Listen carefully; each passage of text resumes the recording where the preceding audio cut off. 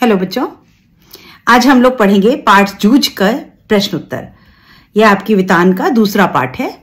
तो इसके पाठ के साथ के प्रश्न देखिए। पहला प्रश्न है, जूझ शीर्षक के औचित्य पर विचार करते हुए स्पष्ट करें कि क्या यह शीर्षक कथानायक की किसी केंद्रीय चारित्रिक विशेषता को उजागर करता है। तो बच्चों, आपको यहाँ पर यह बताना है कि जो पाठ है वो क्या, जो उसका पात्र था, मुख्य पात्र, उसकी कोई चारित्रिक विशेषता, कोई कैरेक्टरिस्टिक थी जिसके ऊपर आधारित है ये पाठ। तो हाँ, ये पाठ जो है, इसका शीर्षक उसकी किस विशेषता को बता रहा है कि उसके अंदर संघर्ष करने की प्रवृत्ति थी, वो कष्टों से जूझना जानता था, इसीलिए इस पाठ का नाम जूझ रखा गया। उत्तर देखिए। जूझ का साधारण अर्थ है जूझना, यानी संघर्ष करना। यह उपन्यास अपने नाम की सार्थकता को सिद्ध करता है। उपन्यास का कथानायक भी जीवन भर स्वयं से, अपनी परिस्थितियों से संघर्ष करता रहा। यह शीर्षक कथानक की संघर्षशील वृत्ति का परिचय देता है। हमारे कथानक में संघर्ष की भावना है, वह संघर्ष करने के लिए मजबूर है, लेकिन उसका संघर्ष ही उसे एक दिन पढ़ा लिखा कर बड़ा इंसान बना देता है। इस संघर्ष में ही उसके आत्मविश्वास बनाए रखा। यद्यपि परिस्थितियां उसके विरुद्ध होती हैं, तथापि वह अपने आत्मविश्वास के बल पर इस प्रकार की परिस्थितियों से जूझने में सफल हो जाता है। वास्तव में कथानक की संघर्षशीलता ही उसकी चारित्रिक विशेषता है। उपन्यास के शीर्षक से यही केंद्रीय विशेषता उजागर होती है। जो बच्चा था आनंदा, अगर उसके अंदर परिस्थितियों से लड़ने की शक्ति ना होती या वो ये जज्बा ना रखता तो शायद वो इतना बड़ा लेखक नहीं बन पाता। लेकिन क्योंकि उसके अंदर परिस्थितियों से लड़ने की ताकत थी, उससे लड़ने की उसके अंदर उसने एक लगन थी, तभी तो वो बन पाया कि उसके पास ना तो सुविधाएं थी, ना पैसा था, ना उसका कोई साथ देने वाला था। फिर भी उसने किसी भी तरह अपने माँ पिता को मना लिया और एक ही साल में, कुछ ही महीनों में, 2 महीनों में एक पूरी कक्षा पास कर ली और साथ ही साथ उसने लिखना, पढ़ना, कविता करना सब सीखा और एक अच्छा उत्तम लेखक बन गया। तो ये जो उसकी संघर्षशीलता थी, ये संघर्षशीलता की जो प्रवृत्ति थी, उसने ही उसको इस स्थान पर पहुंचाया। तो ये उसके चरित्र की मुख्य विशेषता थी और इसी पर आधारित है इस पाठ का नाम, शीर्षक जूझ। तो ये सर्वथा उचित शीर्षक है। दूसरा प्रश्न देखें। स्वयं कविता रच लेने का आत्मविश्वास लेखक के मन में कैसे पैदा हुआ? तो लेखक के मन में अपने आप कविता लिखने का विश्वास कैसे हुआ? उसके जो शिक्षक थे सौंदलगेकर जी, वो अध्यापक, उन्होंने उस बच्चे को एक इंस्पिरेशन दिया, एक मोटिवेशन दिया, एक प्रेरणा दी और खुद की रुचि को बच्चे को दिखाया और उसको पढ़ाया, उसको कविता का शास्त्र समझाया, उसकी हर कविता में उन्होंने सुधार किया, उसको प्रेरित किया कि वो और बड़े क्लासेस में जाकर अपनी कविता सुनाए। इस तरह से धीरे धीरे उस बच्चे के अंदर आत्मविश्वास आ गया कि हाँ, मैं खुद भी कविता लिख सकता हूं। या कविता लिखने वाला कोई दूसरी दुनिया से आने वाला पुरुष नहीं होता, साधारण मनुष्य ही कविता लिखते हैं। और ये आत्मविश्वास उसको उसके शिक्षक ने दिया और इसीलिए वो एक अपने आप कविताएं लिखने लगा। उत्तर देखिए। लेखक की पाठशाला में मराठी भाषा के अध्यापक ना बा सौंदलगेकर कविता के अच्छे रसिक व मर्मज्ञ थे। वे कक्षा में सस्वर कविता पाठ करते थे तथा लय, छंद, यति, गति, आरोह, अवरोह आदि का ज्ञान कराते थे। लेखक उनकी देखकर बहुत प्रभावित हुआ। इससे पहले उसे कवि के दूसरे लोग के जीव लगते थे। उसे लगता था कवि कोई दूसरे दुनिया के लोग होते होंगे। सौंदलगेकर ने उसे अन्य कवियों के बारे में बताया। वह स्वयं भी कवि थे। इसके बाद आनंद को यह विश्वास हो गया कि कवि उसी तरह के आदमी ही होते हैं। एक बार उसने देखा कि उसके अध्यापक ने अपने घर की मालती पर कविता लिख दी, मालती के फूल पर एक कविता लिख दी। तो उसको लगा कि कविता के लिए जो विषय है वो हमारे आसपास से चुने जा सकते हैं। तब उसे लगा कि अपने आसपास के दृश्यों पर कविता बनाई जा सकती है। इस प्रकार अब उसके मन में स्वयं कविता रच लेने का आत्मविश्वास पैदा हुआ।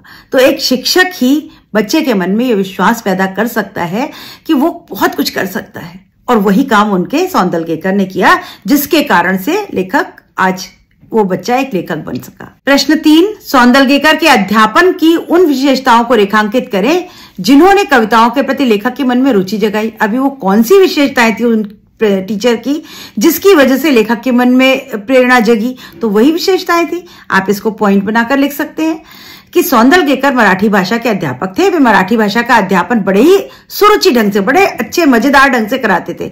टीचर बहुत सारे होते हैं बच्चों पर, किसी टीचर की पढ़ाने का ढंग बच्चों को बहुत अच्छा लगता है और उनका मन लगने लग जाता है विषय में। तो ऐसे वो शिक्षक थे। पढ़ाते समय वो पूरी तरह रम जाते थे, मतलब वो अपने विषय में इतने खो करके पढ़ाते थे, खुद इतने इन्वॉल्व हो जाते थे। छंद की बढ़िया चाल सुरों का ज्ञान था उनको, अपने विषय पे उनको पूरा ज्ञान था, और गला उनका बहुत मीठा था, मतलब कविताएं वो गा करके सुनाते थे। वे गा गा कर कविता का पाठ करते थे। वे सबसे पहले कविता गाकर सुनाते थे, फिर बैठे बैठे ही अभिनय भी करते थे, और कविता के साथ साथ अभिनय भी किया करते थे, और भावों को ग्रहण करते थे। कविता चीज ही ऐसी है बच्चों कि आप इसको जितनी बार पढ़ेंगे, और अगर गा कर पढ़ते हैं, लय में पढ़ते हैं, तो आपको आधे से ज्यादा तो अपने आप समझ में आ जाती है। तो ये सारे गुण उनके उस शिक्षक में थे, और साथ ही साथ उन्होंने उस बच्चे को प्रेरणा दी, उसके आत्मविश्वास जगाया कि तुम भी कर सकते हो, जब मैं कर सकता हूं तो तुम भी कर सकते हो, और वो करके दिखाया। तो ये सभी गुण उनके शिक्षक में थे, और यही गुण एक शिक्षक के लिए बहुत आवश्यक है। शिक्षक का अपने विषय पर कमांड होना चाहिए, उसका पूरा ज्ञान होना चाहिए, उसमें रम करके पढ़ाना चाहिए, और पूरी तन्मयता से बच्चों को पढ़ाए, बच्चों के अंदर भी प्रेरणा जगाए कि मैं अगर कर सकता हूं तो तुम भी कर सकते हो। प्रश्न 4 देखिए, कविता के प्रति लगाव से पहले, उसके बाद अकेलेपन के प्रति लेखक की धारणा में क्या बदलाव आया? अब कविता के प्रति लगाव से पहले, जब उसको कविता से लगाव नहीं था, तब उससे पहले का समय उसका वो अकेलापन कैसा लगता था उसको, और बाद का अकेलापन, दोनों के बीच में क्या अंतर है? तो पहले क्या होता था, वो बोर होता था, उसको अकेलापन लगता था, लेकिन जब उसको कविता करनी शुरू कर दी तो उसको अकेलापन नहीं लगता था। वो अकेले में अपनी कविताएं लिखता था, कविताओं के बारे में सोचता था, उनको पढ़ता था, उनको गाता था, उसमें आनंद उठाता था। तो वो अकेलापन, वो उसको आनंद उठाता था, उसको एंजॉय करता था। वो अर्थ उत्तर देखिए, कविता के प्रति लगाव ने से पहले लेखक को ढोर चराते हुए, पानी लगाते हुए, दूसरे काम करते हुए अकेलापन बहुत खटकता था। जब वो ये सब काम कर रहा होता था तो वो अकेलापन महसूस करता था, लेकिन बाद में उसे ऐसा लगता था कोई ना कोई हमेशा साथ में होना चाहिए। मतलब बच्चे अकेले होते, छोटा बच्चा था तो उसको अकेलापन लगता था, उसे किसी के साथ बोलते हुए, गपशप करते हुए, हंसी मजाक करते हुए काम करना अच्छा लगता था। लेकिन कविता के बाद, लगाव के बाद, उसे अकेलेपन से ऊब नहीं होती थी।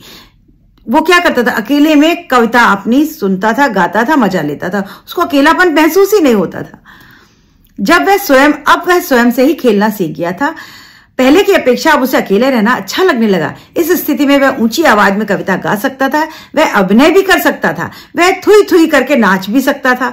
इस तरह अब उसे अकेलापन आनंद देने लगा था। और ये सच है बच्चों कि अगर आपको साहित्य में, कविता में, संगीत में रुचि हो जाए, तो कोई ऐसा शौक जिसमें आपको अंदर से इच्छा है उसकी करने की, तो आपको अकेलापन कभी नहीं लगेगा। आप अकेले में अपने शौक को आगे बढ़ाइए, आपको कभी अकेलापन महसूस नहीं होगा, आपको बहुत अच्छा लगेगा। प्रश्न 5 देखें, आपके ख्याल से पढ़ाई लिखाई के संबंध में लेखक और दत्ताजी राव का रवैया कैसा था? अब पढ़ाई लिखाई के संबंध में जो दत्ताजी राव थे, जो जमींदार थे, उनका कैसा रवैया था, वो क्या कहते थे? अब आपने पढ़ा कहानी में कि पिताजी जो थे इसके लड़के के, वो तो रत्नप्पा, उनको तो पढ़ाई से कोई मतलब नहीं था। वो क्या चाहते थे, मैं आराम करूं, बच्चा पूरा काम करे, पढ़े या ना पढ़े। माँ जो थी उसको अपने बच्चे के शौक पर, उसका भी मन था कि मेरे बच्चे का शौक पूरा हो जाए, वो पढ़ लिख ले। और जो दत्ताराव जी थे, उन्होंने कहा कि नहीं, उन्होंने पढ़ाई के लिए उसको, बच्चे को प्रेरित किया। उन्होंने कहा नहीं, तुमको पढ़ना है, तुमको पढ़ना पड़ेगा। तो उनका रवैया कैसा था उसके बारे में आपको यहां लिखना है। मेरे ख्याल से पढ़ाई लिखाई के संबंध में लेखक और दत्ताराव का रवैया बिल्कुल सही था। अब ये बात सही है, पढ़ाई लिखाई बहुत जरूरी चीज है, क्योंकि लेखक को पढ़ने की इच्छा थी, जिसे दत्ताजी राव ने सही पहचाना, और दत्ताजी राव ने उसके शौक को पहचाना। उसकी प्रतिभा के बारे में दत्ताजी ने पूरी तरह जान लिया। वैसे भी लेखक को पढ़ाने के पीछे दत्ताजी राव का कोई स्वार्थ नहीं था। दत्ताजी राव ने अपने किसी भले के लिए उसको नहीं पढ़ाया, बस सिर्फ इसलिए पढ़ने भेजा कि बच्चे को पढ़ने का शौक है, तो क्यों नहीं जाने देता इसका बाप उसको, वो काम भी करेगा और पढ़ भी लेगा। जबकि लेखक के पिता का पढ़ाई लिखाई के बारे में रवैया बिल्कुल गलत था। वास्तव में लेखक का पिता अपने स्वार्थ के लिए अपने बेटे को नहीं पढ़ाना चाहता था। वो चाहता था मुझे काम ना करना पड़े, ये पढ़ाई छोड़कर के खेतों पर काम करे। उसे पता था कि यदि उसका बेटा स्कूल जाने लगा तो उसे ऐश करने के लिए समय नहीं मिलेगा, ना ही वह रखमाबाई के पास जा सकता है। इसलिए हमें दत्ताराव जी और लेखक का रवैया पढ़ाई के संबंध में बिल्कुल ठीक लगता है। अभी पिता क्यों नहीं भेजना चाहता था कि अगर बच्चा पढ़ाने चला गया तो खेत पे काम किसको करना पड़ेगा, पिता को करना पड़ेगा। वो आराम नहीं कर पाएगा, रखमाबाई का गाना नहीं सुन पाएगा, वो आराम मजा नहीं ले पाएगा जिंदगी का पड़े रहने का, तो इसलिए वो उसके खिलाफ था। लेकिन दत्ताजी राव और लेखक दोनों का रवैया रवैया पढ़ाई के प्रति बहुत अच्छा था, वो पढ़ना चाहता था और दत्ताजी राव ने उसकी मदद करी, उसकी रुचि को समझा और उसकी मदद करी। तो दोनों का रवैया पढ़ाई के संबंध में बिल्कुल ठीक है। पढ़ाई बहुत जरूरी है। आप कुछ भी काम करें पहले पढ़ ले, पढ़ाई अपनी कंप्लीट कर ले, फिर आप कोई भी काम करें। और जिसको लगन होती है वो काम के साथ भी पढ़ लेता है बच्चों। प्रश्न 6, दत्ताजी राव से पिता पर दबाव डालने वाले के लिए लेखक और उसकी मां को एक झूठ का सहारा लेना पड़ा। यदि झूठ का सहारा ना लेना पड़ता तो आगे का घटनाक्रम क्या होता? अब मां और बेटे ने दोनों ने झूठ बोला था। क्या झूठ बोला? कि जाओ, तुम्हें दत्ताजी राव जी बुला रहे हैं। पहले जाके दत्ता राव जी को बोल दिया कि आप उसको समझाइए, और फिर पिता को झूठ बोला कि तुम्हें बुला रहे हैं। अगर ये ना होता तो क्या होता वो आपको बताना है, अपने अनुमान से लिखना होगा। तो अनुमान लगाएं, दत्ताजी राव से पिता पर दबाव डालने के लिए लेखक और उसकी मां को एक झूठ का सहारा लेना पड़ा। यदि दोनों ने झूठ का सहारा नहीं लिया होता तो दत्ताजी राव अपने पिता पर दबाव नहीं डाल पाते। लेखक पिता द्वारा किए गए काम ही करता रहता और पढ़ाई लिखाई नहीं हो पाती। सारा जीवन उसका खेती में लगा रहता है और इस झूठ के बिना हमें इस प्रेरणादायक कहानी भी नहीं मिल पाती। इस तरह कभी कभी एक झूठ भी मनुष्य व समाज का विकास करने में सक्षम साबित होता है। हमेशा कहा जाता है झूठ बोलना पाप है, लेकिन अगर किसी अच्छे काम के लिए हमें झूठ बोलना पड़ता है तो वो झूठ झूठ नहीं कहलाता, वो झूठ बुरा नहीं कहलाता, उससे कोई पाप नहीं होता। जिस झूठ से किसी का भला हो, कुछ अच्छा हो रहा हो, समाज में कोई फायदा हो रहा हो, वो झूठ बुरा नहीं होता। और इसीलिए ये कहानी है कि यहां मां और बच्चे ने झूठ बोला, लेकिन उस झूठ से उस बच्चे का फायदा हुआ और समाज का भी हुआ, हमारा और आपका भी हुआ। इतनी सुंदर कहानी मिली हमको। अभी बच्चों प्रश्न आपके पाठ पुस्तक में इतने ही प्रश्न हैं। इसमें से कहानी है छोटी सी सिंपल, आप कोई भी प्रश्न का उत्तर लिख सकते हैं। कुछ अन्य प्रश्न देख लीजिए, कुछ जो इंपॉर्टेंट है उनको देख लेते हैं। आपको लिखना है कि कहानी के आधार पर आप बताएं कि उनको किस किस कठिनाई का सामना करना पड़ा लेखक को। तो आप यहाँ पॉइंट बना के लिखेंगे उसके बचपन की कहानी से कि वो लड़के 4वीं पास करके कक्षा में आए थे। लेखक उनमें गली से 2 लड़कों के सिवा किसी को नहीं जानता था। जब उसको 5वीं कक्षा में दोबारा पढ़ना पड़ा तो उसको किन कठिनाइयों का सामना करना पड़ा। जब वो कक्षा में पहुंचा तो सारे बच्चे नए थे, पुराने 2 ही बच्चे बचे थे, लोग वो और किसी को जानता नहीं था। तो पहली कठिनाई तो ये थी। जिन लड़कों के साथ वो था वो कम अकल और अपने से छोटा समझता था। वो बच्चे कैसे थे? कम अकल के थे, ये बड़े थे उम्र में, वो बच्चे छोटे थे, उनके साथ उनका तालमेल नहीं बैठता था। ये एक कठिनाई थी। उसके बाद उनके साथ उसको बैठना पड़ता था, वो भी उसको पसंद नहीं आता था। वह अपनी कक्षा में पुराना विद्यार्थी होकर भी अजनबी बन गया था। वो बच्चा तो पुराना था क्योंकि ये पहले पढ़ता था, इसकी पढ़ाई छुड़ा दी गई थी, लेकिन फिर भी इसको बिल्कुल नयापन लगता था। जो उसके पुराने सहपाठी थे वो इसको समझते नहीं थे और नए लड़के इसको परेशान करते थे। इसकी धोती खींचते थे, गमछा खींचते थे, थैला सामान निकाल लेते थे, इसका मजाक बनाते थे। ये सब इसको परेशान करते थे और ये सब कठिनाइयों का सामना करना पड़ा। उसके मन में बहुत दुखी भी हुआ वो। उसने कई बार परीक्षा अपनी कक्षा छोड़ने की भी सोची, लेकिन फिर हिम्मत बनाए रखी और आत्मविश्वास से वो अपनी कक्षा में पढ़ता रहा और अपने एक मित्र की सहायता से कक्षा में अच्छे नंबरों से पास होने लगा और अच्छे बच्चों में उसका नाम आ गया। तो बहुत कठिनाइयों का सामना भी करा उसने, फिर भी उसने अपने संघर्ष से, अपने जूझ से उन परिस्थितियों को पार कर लिया। जूझ कहानी में पिता को मनाने के लिए मां और दत्ताजी राव ने सहायता से एक चाल चली गई। क्या ऐसा कहना ठीक है? अब दत्ताजी राव और मां और बेटे तीनों ने मिलकर एक चाल चली थी, क्या यह कहना सही होगा? जूझ कहानी में पिता को मनाने के लिए मां और दत्ताजी राव की सहायता से एक चाल चली गई, यह कहना बिल्कुल ठीक है। लेखक के पिता उसे पढ़ाना नहीं चाहते थे, वे खुद अय्याशी करके बच्चे की खेती पर लगाना चाहते थे। बच्चे को पढ़ने की बात करने पर वे जंगली सुअर की तरह गुर्राते थे। उस पर दत्ताजी राव का दबाव ही काम कर सकता था, मतलब किसी और की तो वो सुनने वाले थे नहीं। अगर दत्ताजी राव ने ना कहा होता तो वो बच्चे को पढ़ने नहीं जाने देते। तो इसीलिए उन लोगों ने मिलकर के ये चाल चली थी। अतः लेखक और मां और दत्ता राव ने मिलकर उनके मानसिक तौर पर घेरा तथा आगे बढ़ने की स्वीकृति ली और बाप को किसी तरह तो मनाना था, तो इस तरह मनाया गया। यदि यह उपाय नहीं किया जाता तो लेखक कभी भी शिक्षित नहीं हो पाता। तो यह कहना ठीक है, इसमें कोई बुराई नहीं थी। अभी इस कहानी से आपको ग्रामीण जीवन का संक्षिप्त वर्णन अपने शब्दों में लिखना है। ये कहानी पढ़ करके आपने एक गांव के जीवन का वर्णन पढ़ा, उसके बारे में आपको लिखना है। आपने कैसे पता चला कि इसमें ग्रामीण जीवन का वर्णन है? देखो बच्चों, हम जब कहानी शुरू होती है तब से ही गांव का चित्र दिखाया गया कि गांव है, खेत है, बच्चा खेत पर काम करता है, ढोर चराता है यानी जानवर चराता है, खेतों में पानी डालता है, ईख को पिरने का काम किया जाता है, उसमें से रस निकाल के फिर उसको गुड़ बनाया जाता है, बेचने का काम है। जमींदार होते हैं, किसान होते हैं, जमींदारों का बोलबाला होता है, किसान, हर छोटे किसान को जमींदार की बात माननी पड़ती है, चाहे वो सही हो या गलत हो। ये सब कुछ आपको इसमें देखने को मिला। और गांव में पूरा परिवार कृषि कार्य में लगा होता है, चाहे वो बच्चा हो चाहे वो बड़ा हो। छोटे छोटे खेत, स्कूल होते हैं जहां बच्चे पढ़ते हैं, और कई बार बच्चों को काम की वजह से पढ़ाई वो नहीं कर पाते। उनके पास ना अच्छे पूरे कपड़े होते हैं, ना किताबें होती, ना घर होता है, ना पाठशाला होती। तो ये सब वर्णन आप पॉइंट बनाकर लिखेंगे और आपको इस कहानी से पता चला कि एक गांव का जीवन कैसा होता है। लेखक की माँ उसके पिता की आदतों से वाकिफ थी। लेखक की माँ ने लेखक का किस प्रकार साथ दिया? अभी माँ को पता था कि पिताजी पूरे अय्याशी करते हैं, वो खेत का काम नहीं करना चाहते, बच्चे से काम करवाते हैं और खुद आराम करता है या गाना सुनने जाता है। तो उसने अपने बेटे का साथ दिया। बेटे के साथ एक चाल चली, दत्ताजी राव के पास गई और वहां पर उसने साथ में बच्चे के मिलकर झूठ भी बोला और पिताजी को किसी भी तरह मना लिया।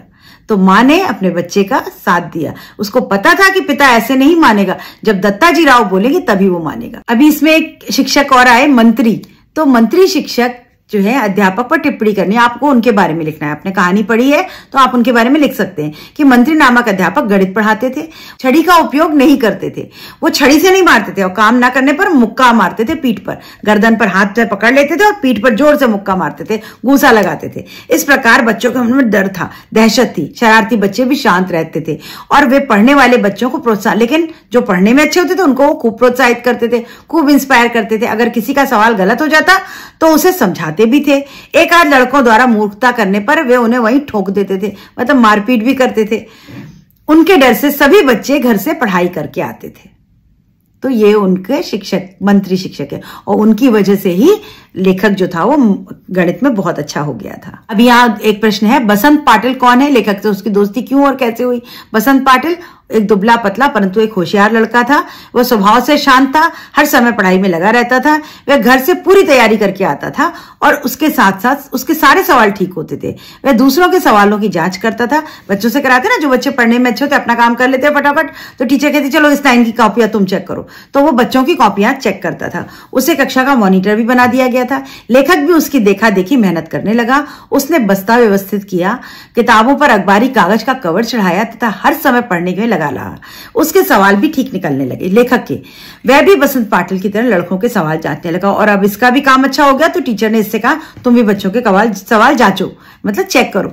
इस तरह दोनों दोस्त बन गए और एक दूसरे की सहायता से कक्षा के अनेक काम करने लगे। और जो बच्चे पढ़ने में अच्छे होते हैं वो बाकी कामों में भी अच्छे होते हैं, उनसे और भी काम कराए जा सकते हैं। वो बच्चे मिलकर शिक्षक की मदद करते हैं, कक्षा के सभी काम कर देते हैं। लेखक का पाठशाला में विश्वास कैसे बढ़ा? जूझ कहानी के आधार पर बताया। अभी जब लेखक पहली बार कक्षा में गया तो उसका आत्मविश्वास डिग गया था। बच्चों ने उसके साथ छेड़छाड़ करी, उसको परेशान किया, तो उसका आत्मविश्वास कम हो गया था। लेकिन बसंत पाटिल के साथ दूसरे लड़कों के सवाल जांचने का काम मिला, मैथ्स में वो अच्छा हो गया। उस बसंत पाटिल से दोस्ती हो गई। दोनों मिलकर सहायता से कक्षा के काम निपटाने लगे। सभी अध्यापक लेखक को आनंदा कहकर बुलाने लग गए और यह संबोधन भी उसके लिए बहुत महत्वपूर्ण था। बड़े प्यार से लोग उसको आनंदा टीचर्स कहने लग गए।